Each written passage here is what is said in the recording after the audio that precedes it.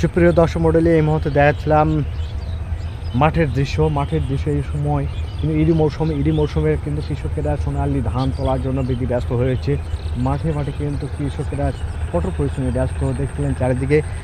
আর আকাশের দুর্যোগ কিন্তু ঘটা প্রতিনিয়ত কিন্তু বৃষ্টি, ঝোড়ো বৃষ্টি, বজ্র বৃষ্টি চলছে প্রতিনিয়ত। সারাদিন একটু ভালো থাকলেও রাত্রিবেলায় কিন্তু ঝড়ে নেমে পড়েছে এই বৃষ্টিপাত, বজ্রবৃষ্টি সহকারে ভারী বর্ষণ।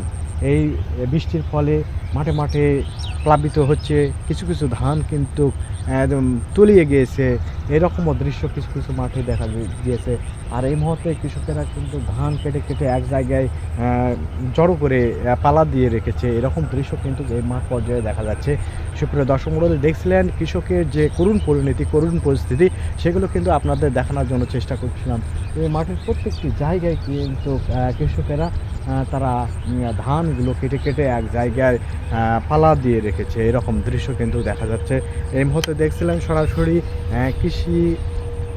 কৃষি মাঠের এই দৃশ্যগুলো।